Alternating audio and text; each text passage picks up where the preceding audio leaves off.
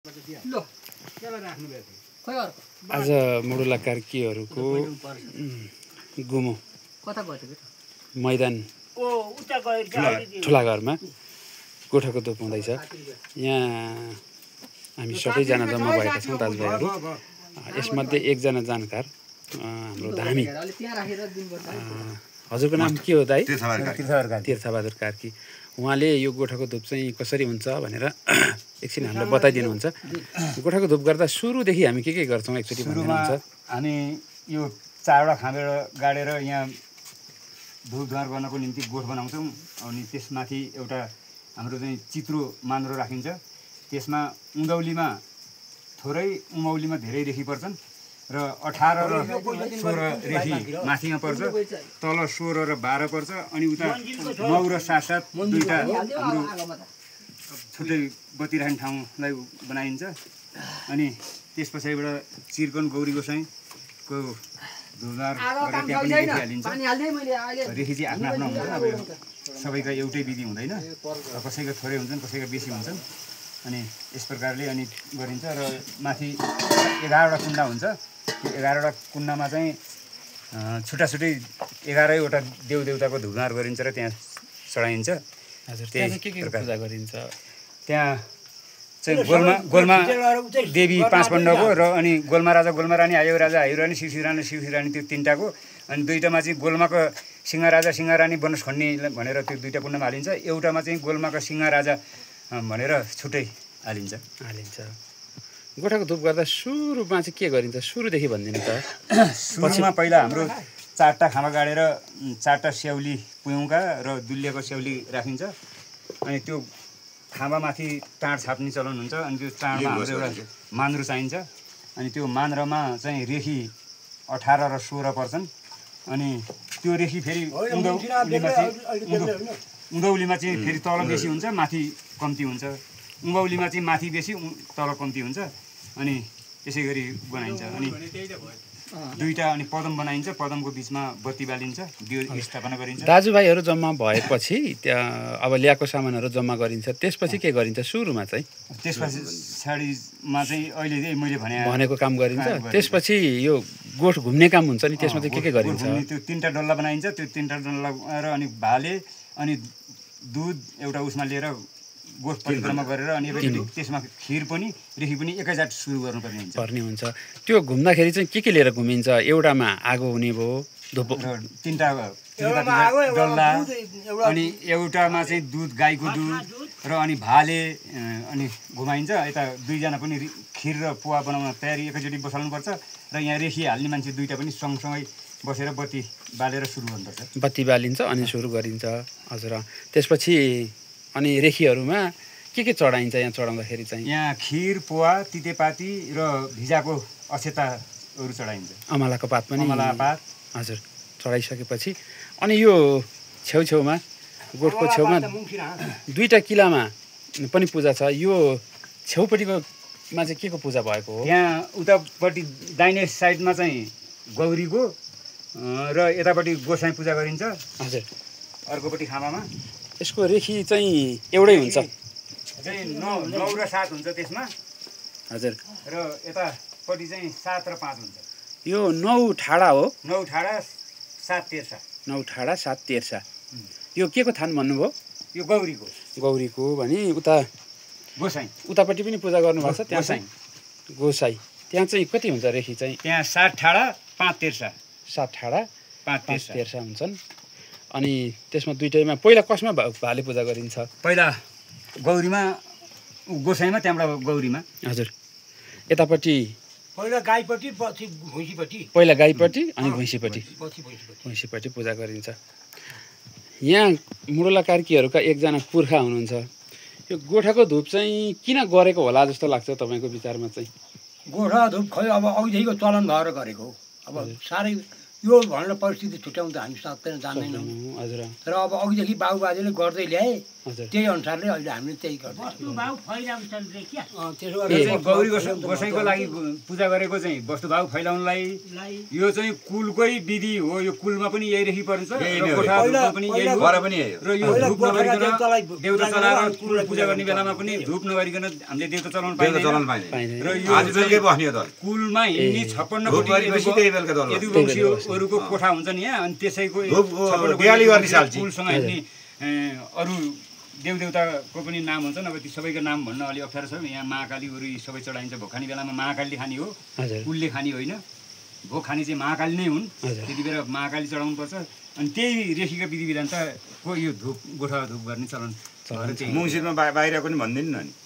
मङ्सिरमा र यो जेठमा चाहिँ के फरक हुन्छ? मङ्सिरमा चिर्कनलाई बाहिर चाहिँ खानै बनाएर 9 मुठी चामल राखेर अनि त्यहाँ पूजाआजा गरेर त्यति बेला भाले चाहिन्छ। जेठमा चाहिँ अब त्यो थान पनि बनाइँदैन, त्यति पूजाआजा सर्वसाधारण पूजा गरिन्छ।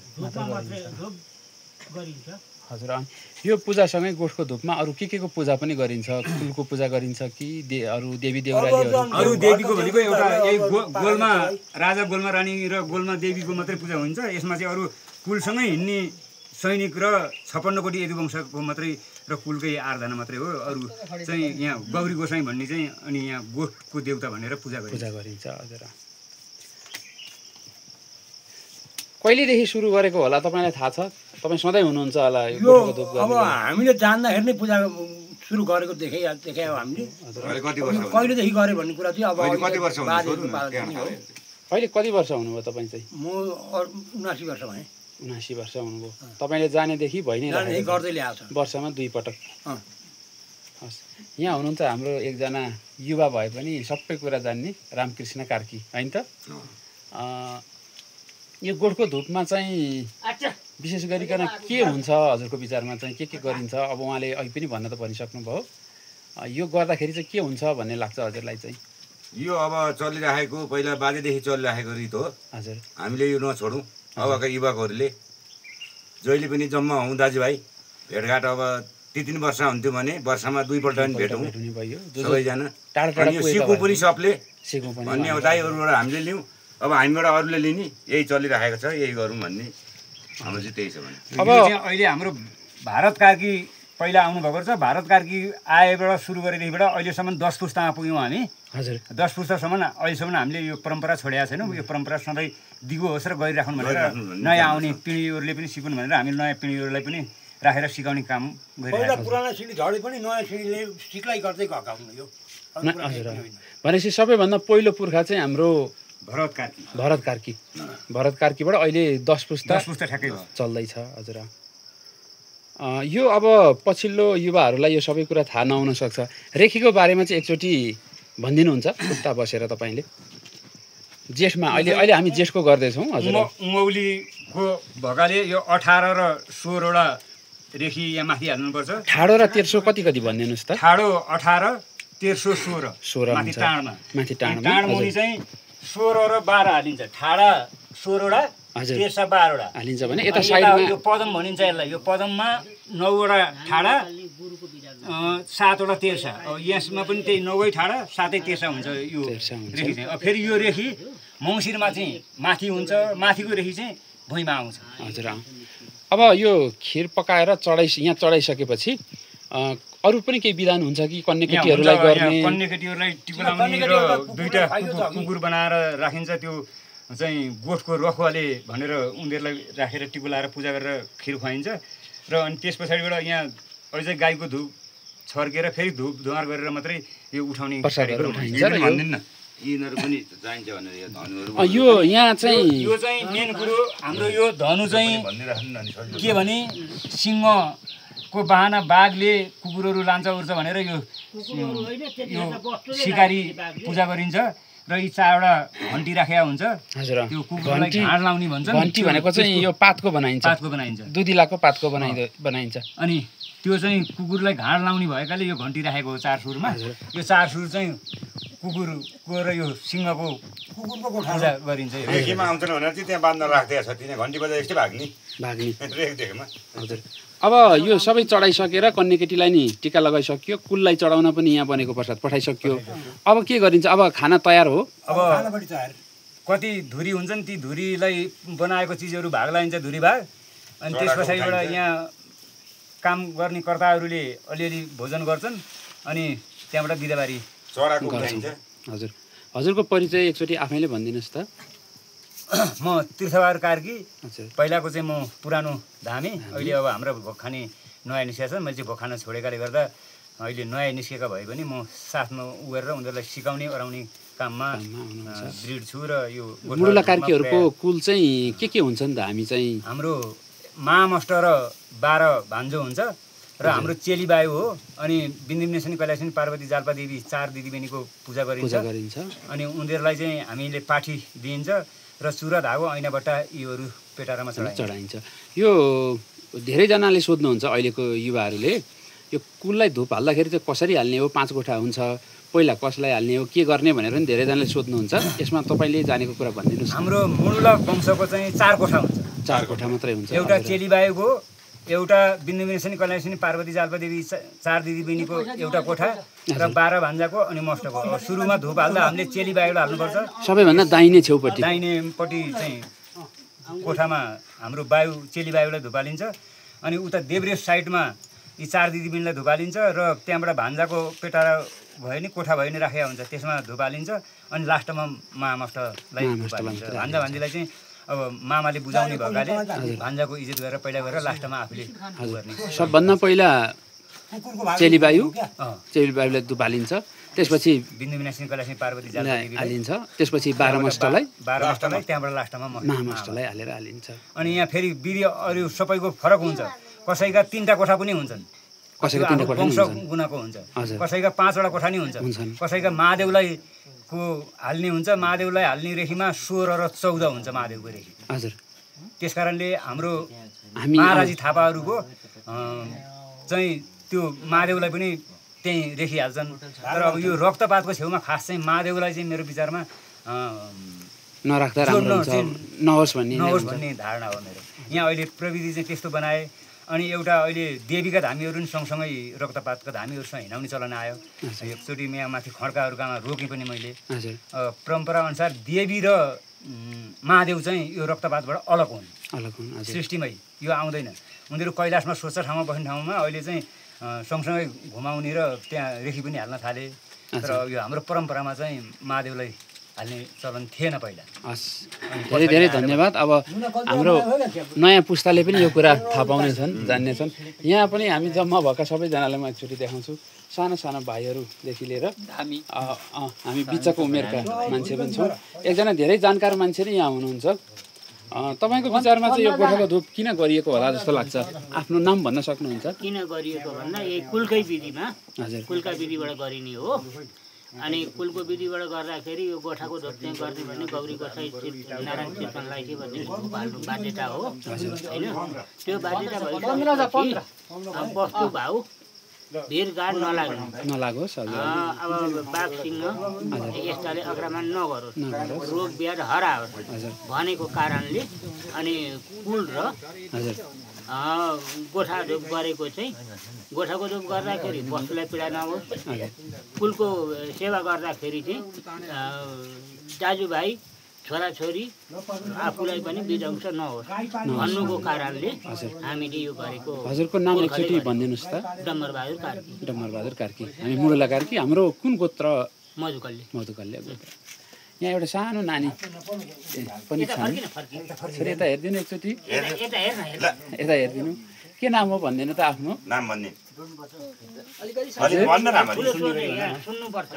आजको कन्याकेटीको रूपमा हामीले उहाँ छोरीलाई पूजा गऱ्यौँ टिका लगायौँ नभई हुँदैन हाम्रो त्यो विधानमा त्यही छ त्यसै गरी यहाँ एउटा सानो भाइ पारी लेप्टुङदेखि यहाँ आएर गोठाको धुपमा कुकुर बनाउने पनि चलन छ कुकुर बन्दाखेरि चाहिँ कस्तो लाग्यो आफ्नो नाम के हो मेरो नाम सिद्धार्थ कार्की हो मलाई कुकुर भन्दा रमाइलो लाग्यो किन कुकुर बनाएको होला त थाहा भएन कसरी थाहा हुन्छ होला त आफूभन्दा जान्ने सुन्ने ठुला मान्छेहरूलाई सोध्यो भने थाहा हुन्छ होला नि त अब उहाँहरूले थन्काउने पूजा समापनको लागि धुपदान हाल्दै हुनुहुन्छ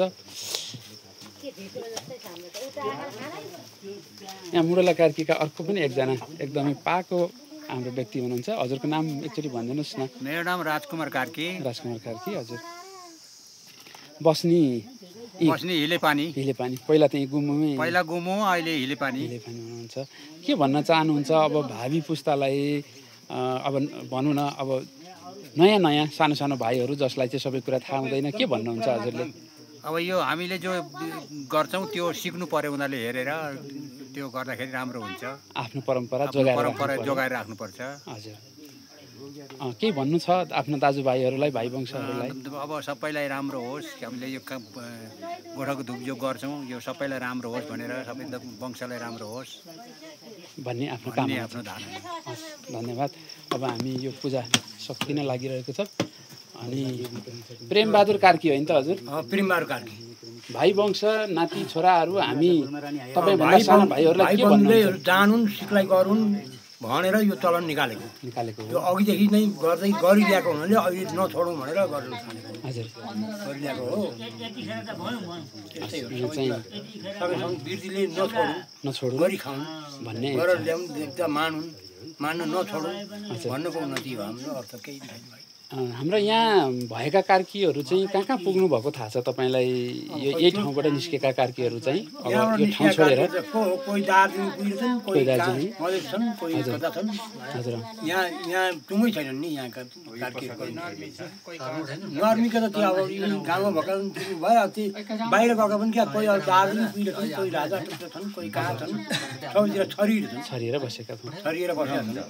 भना यो उखानै छ नि हाम्रो 700 मुडला। 700 मुडला। 700 मुडलाको त कहाँ छरिएर के साथै छैन। कहाँ पुग्नुभयो? कहाँ पुगेका छन्, पुगेका छन्। हजुर, कहाँबाट आएको होला भन्ने केही कुरा थाहा छ त? हामीहरू खै यो आएको कुरा चाहिँ अब हामीले चाहिँ त्यति प्रष्ट लिन सकिएन।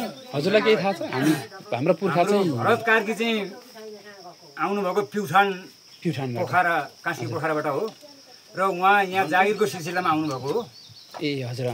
त्यस कारणले यहाँ आएर बसोबास गर्नुभएछ र पहिला यहाँबाट जाने मध्येमा कोही दार्जिलिङ मध्येमा छन्, हाम्रो अझै पनि 4-5 धुरी छन्। अब जोरबङ्गला अनि राजहट्टा र त्यो माथि डायरी भन्ने जोरबङ्गलामा छन् र कोसुब्याङमा एक भाइको सन्तान अझै त्यहाँ पनि छन्। अस्ति भर्खर मैले भेटेर पनि आएको थिएँ उनीहरूसँग। अनि हाम्रो यो दियाली चाहिँ जुङु झ्याकु पनि पहिला यहीँ हुन्थ्यो। पछि यहाँ कारणवश के पर्यो भने पहिलाको जमानामा फोन चिठी सबैटा केही नभउने भएर टाढा भएकाले मभन्दा अगाडिका धामीहरूले यहाँ उनीहरू आएर दियाली गरेका हुन्। तर पछि यस्तै मरौ परेर यहाँबाट लिएर जाँदा उनीहरू बोका लिएर आउने यस्तै देउ चलाएर गर्दा बिच बाटोमा भेट भएकाले गर्दा अनि उनीहरूलाई अब यस्तो टाढोको तिमीहरूलाई हामी यो असुविधा भयो, अब यतै गर्नु भनेर उनीहरूले उही कोही पूजा चलाएर अहिले धामी निकालेर उहाँ 5 जना धामी छन्, पुरानो धामी छन्, 5 जना धामी छन्। उनीहरूको परम्परामा काट्ने गर्ने गरेर चलाएका छन् अहिले। र यहीँ भएका वंशमध्येमा नि अहिले हाम्रो 3 ठाउँ दियाली हुन्छ यहाँ। एउटा पुर्णाउ भन्नेमा अब लगत्तै छ दियाली पर्सि पञ्चमीमा, र एउटा यहीँ नर्मीमा, र यहाँ हामी ठुलाहरू टोलमा पनि छुट्याएर यही एरियामा 3टा र जुङु झ्याकुमा 2टा गरेर जम्मा मुडलाको यो साइडमा 5वटा दियाली हुन्छन्। अझ अन्त त थुप्रै छन्। हजुर, यहाँ भर्खरको एकजना हाम्रो युवा भाइ पनि यहाँ प्रसाद टिप्दै हुनुहुन्छ। आफ्नो नाम भनिदिनुहुन्छ एकचोटि? मेरो नाम निशान कार्की हो। हजुर, म चाहिँ यहाँ प्रसाद टिप्न लागेको। अब के गरिन्छ यो प्रसादलाई चाहिँ? टिपेर अघि चढाइयो, अहिले टिपेर चाहिँ के गरिन्छ? यहीँ बाँडेर खाइन्छ कि? यो चाहिँ घर लग्ने धुरी भागमा प्रसाद भनेर हालिन्छ। हजुर हजुर, मुख्य प्रसाद गोठाको धुप भनेकै त्यही हो। हाम्रो यो गोठाको धुपमा चाहिँ आमा दिदीबहिनीहरू पनि आउनु भएको छ। हजुरहरूलाई चाहिँ कस्तो लाग्छ यो गोठाको धुप गर्दा? यो त हामीलाई त खुसियाली लाग्छ, राम्रो हो। आफ्नो नाम भनिदिनुहुन्छ? हजुरको नाम? सीता कार्की। ए गुमु हजुरको चाहिँ? रमिला कार्की। यी नै हो। आज हजुरको गोठमा पूजा हुँदैछ। हस्, धन्यवाद। हस्।